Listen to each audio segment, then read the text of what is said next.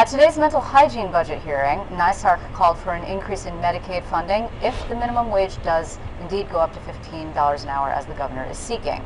Without said increase, the group warned lawmakers that nonprofits who are now helping people with developmental disabilities could very well end up bankrupt. And that is not NYSARC's only concern. Here to talk more about the hearing and the state budget are NYSARC Executive Director Stephen Kroll and Michael Seereiter. He is the President and CEO of the New York State Rehabilitation Association. Gentlemen, thank you so much for being back on Capitol TV. Stephen, we'll start with you. We'll start with the minimum wage. First of all, this could not possibly have been a secret to the administration. The governor was forewarned, right? Didn't somebody say to him, hey, by the way, this is going to be a problem, and why didn't you put money in the budget to address it? Well, we've been working on this issue since the discussion about a $15 minimum wage began. We've been doing our work to measure what the impact would be on the workforce of people that support developmental disabilities, which is roughly 100,000 people in New York State, roughly equal to the size of the fast food workforce. And as the fast food panel went through its process, we took a look at what the impact of this would be on our workforce if we were to be having the same wage increase. And essentially, we are looking at the same pool of people to employ in our direct support professionals and as teacher aides in our agencies. And we already have a pretty high vacancy rate. It's very hard work taking care of people with disabilities. And we already have a vacancy rate of around 10% field-wide. And so for NYSARC, we've got 28,000 employees. About 22,000 of them are people that are in direct support roles. So they start at about $9.50 to $11.50 an hour, depending on where you are in the state. So if the reimbursement rate does not increase in year one, this population, this group of people, and the people who employ them are going to have to eat $270 million. Essentially, we'll have to eat $270 million for NYSARC. That means that we will probably, by December 31st, 2017, have to reduce our workforce of 28,000 by about 5,000 people. Each of those people are actually providing support for people. So that means either we can serve fewer people or that people will be getting less service and support. And Michael and I are in coalition statewide with all the DD providers, where if you look at it, there are about 100,000 direct support professionals. It's about $270 million to take us through this state budget, and then about $1.7 billion at full implementation in 2021 if we were put on the same pathway as the fast food workers. Is there any impediment that would prevent the state from increasing the Medicaid reimbursement rate? Because Medicaid is a state federal program, right? And we've got this waiver situation going on, and so is there any reason why the state could not do this if it saw fit to do so? I think that there is a requirement that they, or at least an obligation to go back to the federal government and have that conversation and make sure that they're on board with that. And that may even be, there may even be formal mechanisms for that. But an equal part of that is the state share, if you will.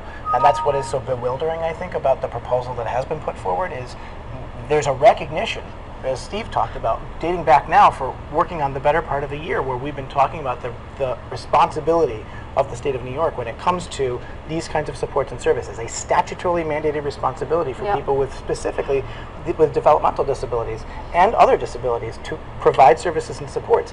So to have a minimum wage proposal that doesn't include the funding to allow organizations that the state contracts with, essentially, to provide services on its behalf it just doesn't make sense. And I think that Steve is exactly right. We're looking at systemic failure starting within the current or within the upcoming state fiscal year. These are organizations that have starting wages between, as Steve said, $9.62 and $10.78 an hour. We're going to $10.75 and $12 in New York City. Where's that money going to come from? And I think we're literally looking at organizations that will have systemic failure. It seems awesome. Well, first of all, are lawmakers hearing you? Is the executive hearing you? I think the lawmakers are very much in sync with us. We've visited almost every member of the state legislature during the months at the end of the year before the holiday period. We have been working with the Department of Budget, Department of Health, and OPWDD Commissioner Delaney. Michael and I both serve on the transformation panel at OPWDD. This is not a secret discussion to anybody, but it has to also fit into the state's fiscal plan, and the families that NYSARC's a family-governed organization. So our families, Michael used the term bewildered. I think the families that govern my organization are sort of angry because they see a state budget that has billions of dollars of investment in very worthy causes, whether it be infrastructure or other programs, and there's not even a down payment being made on this. But there's also a dovetail with this Medicaid reimbursement issue and the minimum wage problem, with this other problem that you've been combating for quite some time, which is long-term planning for people who are getting help at home, care at home, and are going to need placements because their caregivers are going to, not to put too fine a point on it, die. They're going to age out, basically. And so they're going to have to go somewhere, and the somewhere that they go, there's going to have to be someone there to help them. And if you don't increase the Medicaid reimbursement rate, it's going to be that much more difficult to create these placement opportunities for people. That said, the list already is quite long, though you're still waiting for a report that was supposed to be out. It's coming out February 15th, right? So we'll know more about exactly the outlines of this problem and how significant it is, but it's already, it's gone on for too many years. Right. And we can talk, and we do talk about the need for expanding services availability with it throughout the state. There are families that are regularly coming to our organizations on a regular basis, and as we heard today at the hearing, to legislators on a regular basis, asking for supports, asking for residential supports because of exactly what you just outlined.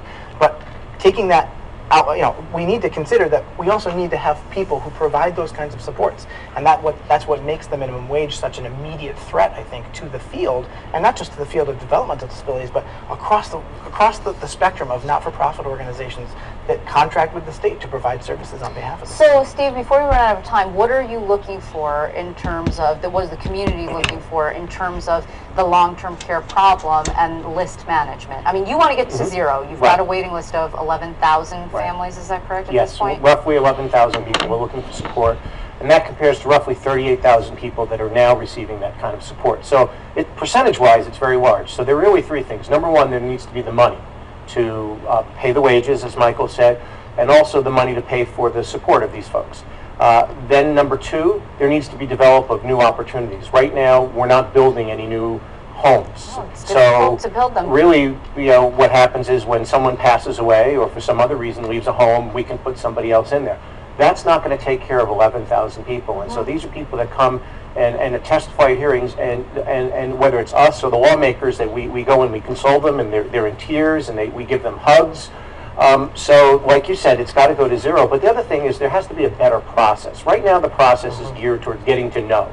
Because there's no place to help people go to when they come to these regional organizations that are part of OPWDD to ask for placement, it's very difficult. So you have to be using all of your skills and all of your faculties to get from that no to a yes.